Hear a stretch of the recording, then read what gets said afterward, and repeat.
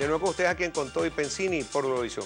Estamos conversando con Jorge Roy, expresidente de FEDECámara, representante de la OIT, @Jorge Roy, su Twitter para que le escriban y le hagan sus preguntas, también @Con Todo y Pensini, @Pepensini, @Globovisión. Así que tienen varios correos y varios tweets donde pueden escribir.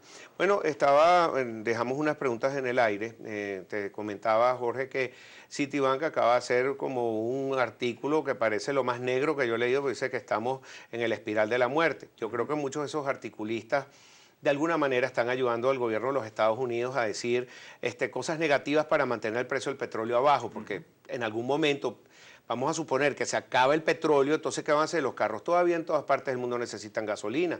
Llega un momento donde no va a haber oferta o va a ser tan barata que va a quebrar todo el mundo y van a necesitar sacar gasolina de algún lado. Creo que en algún momento rebotará todo esto a pesar de las malas noticias. Me sorprendió que el fin de semana subiera el precio del crudo porque no llegaron a un acuerdo Venezuela-Arabia Saudita, cosa que era a lo esperado, lo novedoso hubiera sido el otro y cae $3 el precio del crudo. Entonces hay mucha manipulación. Pero la espiral de la muerte, lo que hablan es que como baja el precio del petróleo, sube el dólar, entonces caen los mercados emergentes, Venezuela está metido ahí.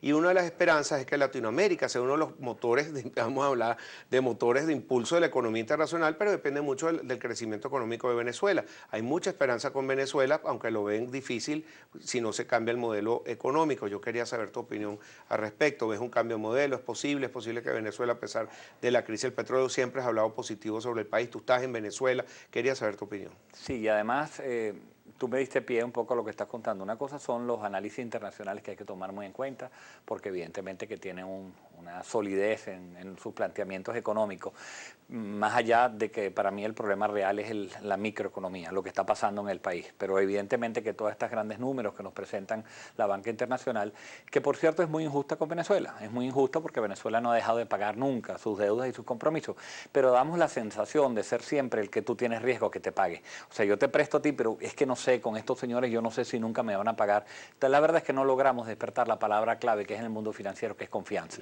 Y mientras tú no des confianza, tú puedes hacer lo que tú quieras, tú puedes pagar inclusive a tiempo, siempre tienes la duda de que me pagaste, pero la próxima no me vas a pagar. Venezuela está siempre con esa imagen.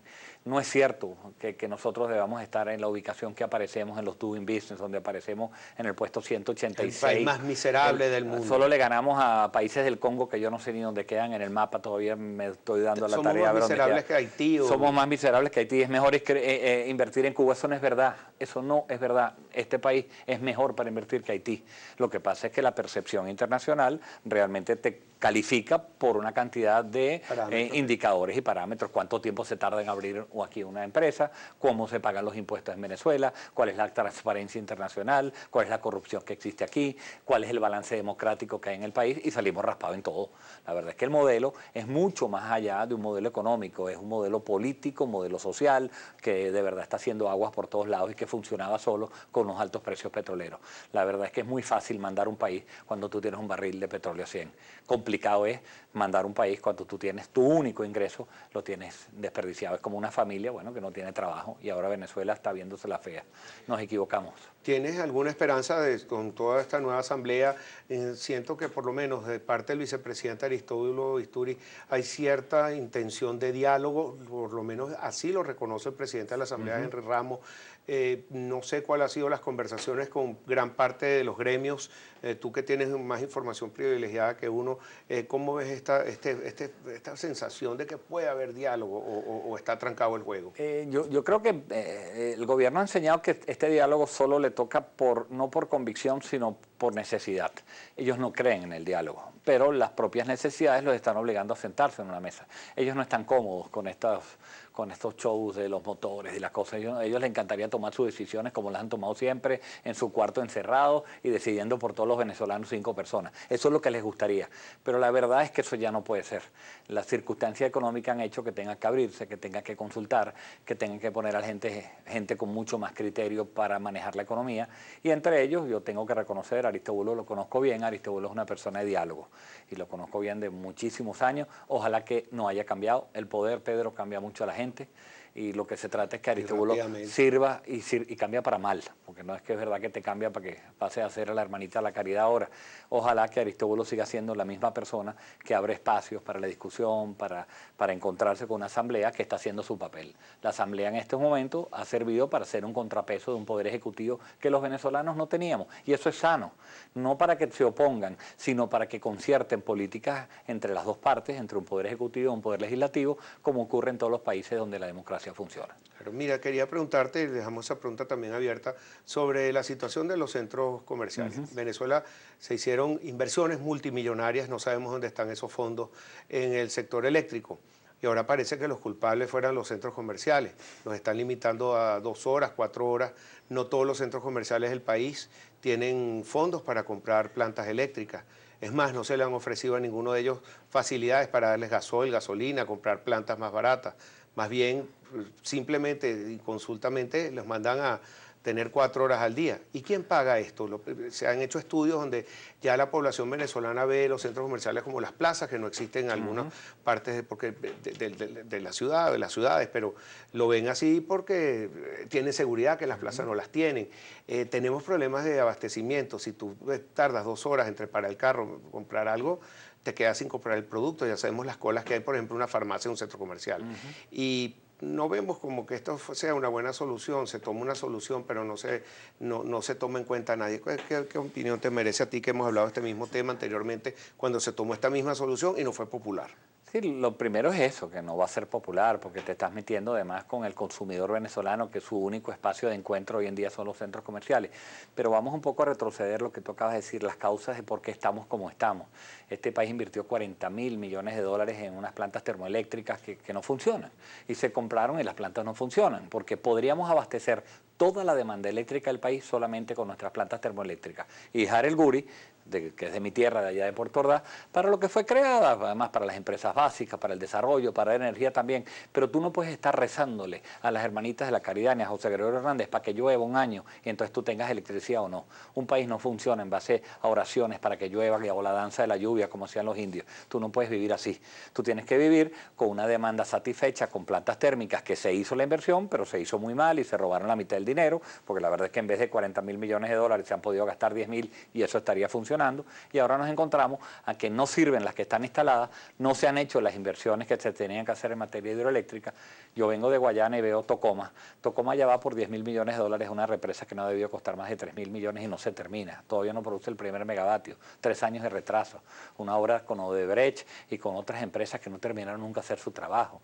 Entonces, bueno, estamos viendo los resultados de alguien que hace las cosas poco transparentes, muy mal hechas, y ¿quién va a pagar los resultados de eso? El usuario, que no va a poder encontrar. Ahora le tienes que apagar la luz, no puedes ir a un cine, no puedes ir a un teatro, no puedes ir a comer. Los centros comerciales son un lugar de encuentro, pero también es lugar de comer, de la notaría, de tu banco, de cosas donde tú te sientes medio seguro y entretenimiento.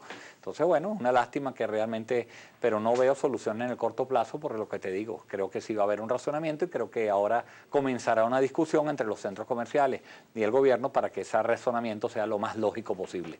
No me lo suspendas todo el tiempo, sino ponme un horario corrido, como están pidiendo. Agarrándote la palabra entonces, está bien que se racione, pero de una manera racional, de que haya un diálogo y vamos a tomar en cuenta las partes, y no es que yo digo esto es lo que es y punto. Eso es lo que... Así es. Mira, creo que las cifras que te van a presentar es el 3% de la electricidad es la que consumen los centros comerciales. Correcto. Creo que el grueso hoy en día son el residencial. Antes era el industrial, pero como el aparato industrial está caído y las empresas básicas no producen nada, ya el balance se revirtió. Antes era el sector industrial quien consumía más energía eléctrica en el país, ahora es el sector residencial. Hay que hacer un esfuerzo todos, porque la verdad verdadera es que no hay electricidad para repartir, y eso no es como que tú la almacenas en una botella de agua y para cuando te quieras bañar. Es que cuando no la tienes, no la tienes.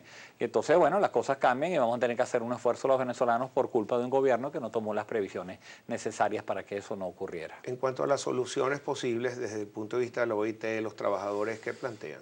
Sí, estoy en trabajando ahorita en un ensayo, Pedro, que me comprometo en lo que lo terminemos a presentarlo al país. Creo que es lo que más me apasiona en estos momentos. ¿Por qué nos pasó lo que nos pasó hoy? Y tiene mucho que ver a cómo dejamos de cumplir algunos lineamientos fundamentales de la OIT. ¿Cuáles son esos lineamientos fundamentales? Diálogo social. No hay en el país diálogo social. Eso se traduce en que como no te hablas ni con los empresarios ni con los trabajadores, bueno, entonces no tienes soluciones concordadas. Expropiaciones. ¿Cómo ha llevado este país a la quiebra las expropiaciones de unas empresas que se las quitaste a tus dueños, que no le pagaste y que ahora no funcionan? ¿Y cómo ha destrozado eso la economía de un país? ¿Cómo hace el efecto que tiene el meterte con las libertades sindicales de un país? Cómo tú atacas a empresarios, cómo atacas a dirigentes empresariales, cómo atacas a trabajadores y las consecuencias que eso tiene. Yo creo que, para resumirte, lo que hay que hacer es revertir eso. Lo que hay que recuperar en este país es el diálogo social. Alguien va a tener que asumir el costo político que representa una transición que va a ser dolorosa, porque ya no hiciste la tarea que tenías que hacer y hay que tomar medidas que las va a tener que tomar este gobierno, las quiera o no. Va a tener que hacer muchas cosas que no quiere hacer porque las circunstancias son mucho más testarudas que la revolución.